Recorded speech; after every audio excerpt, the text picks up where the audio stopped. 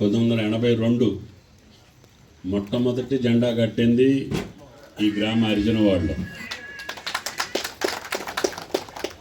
నా రాజకీయ ప్రవేశం కూడా ఈ గ్రామం నుంచే చేశాను. ఈ గ్రామస్తులందరూ పేరు పేరున నాకు అందరూ తెలుసు. మీరు అడిగినటువంటి అన్ని కార్యక్రమాలు చేసే అవకాశం పూజ్యులు ఎన్టీ రామారావు గారు, ఆ భగవంతుడు, మీరు నాకు కల్పించారు. అందుకని మళ్ళీ నేను గతంలో కూడా ఇక్కడ ఒక ఆఫీస్ని ప్రారంభించా, మళ్ళీ అది కొడగొట్టారు, మళ్ళీ కొత్తది కూడా కట్టుకున్నారు.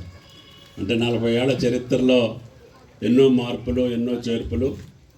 అయినా సరే సత్తుపల్లి ప్రజల యొక్క ఆశీర్వాదం నన్ను ఇన్ని రోజులు రాజకీయాల్లో ఉండే అవకాశం ఇచ్చినటువంటి సత్తుపల్లి ప్రజలకి నేను ఎక్కడున్నా, ఖమ్మంలో ఉన్నానా, పాలేరులో ఉన్నానా అనేది కాకుండా ఈ నియోజకవర్గం ఎప్పుడు కూడా మీరు నన్ను ఆశీర్వదించిన తీరుకి ఎప్పుడూ మీకు రుణపడి ఉంటాను.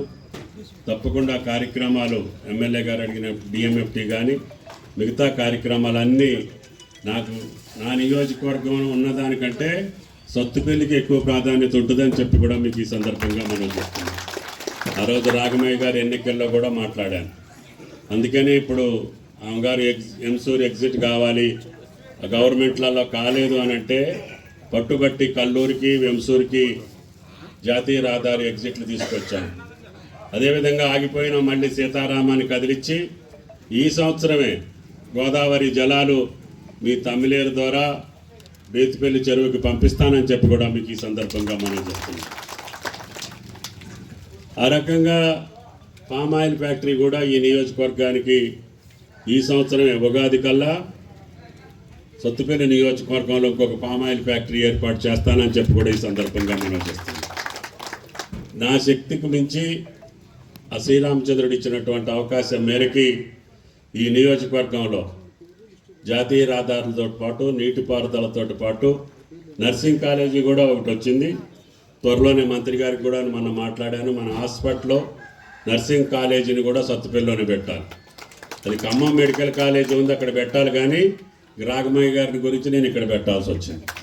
అయినా సరే సత్తుపల్లిలో ఒక నర్సింగ్ కాలేజీ ఉంటే మన పిల్లలందరికీ బాగుంటుంది. నర్సింగ్ కూడా బాగా డిమాండ్ ఉంది కాబట్టి మన పిల్లలందరికీ అవకాశాలు వస్తాయని చెప్పి ఇక్కడే ఏర్పాటు చేయటం జరిగింది. తప్పకుండా భవిష్యత్తులో భగవంతుడు దయదలిస్తే సత్తుపల్లి నుంచి కొవ్వూరు రైల్వే లైన్కి కూడా ప్రతిపాదనలు పంపిస్తున్నా. కేంద్ర ప్రభుత్వంతో సంప్రదించి తప్పకుండా ఇటు కొండపల్లికి పెనుబెల్లి నుంచి, సత్తుపల్లి నుంచి కొవ్వూరికి రైల్వే లైన్లు వస్తే ఆ రోజుల్లో రైల్వేకి కూడా మనకు సత్తుపల్లికి మంచి అవకాశాలు వస్తాయని, ఇప్పుడు కేవలం బొగ్గు తోలడానికి ఆ రోజున ఏర్పాటు చేసాం సింగరేణి పైసలతోటి. కానీ భవిష్యత్తులో సత్తుపల్లి ఒక జంక్షన్గా కావాలి అని అంటే అటు విజయవాడకి, అమరావతికి పోవటానికి కానీ, రాజమహేంద్రవరానికి కానీ సత్తుపల్లిని రైల్వే పరంగా దాన్ని అభివృద్ధి చేసుకోవాలనేది నా ఆకాంక్ష అని చెప్పి మీకు ఈ సందర్భంగా మనం చేస్తున్నాం.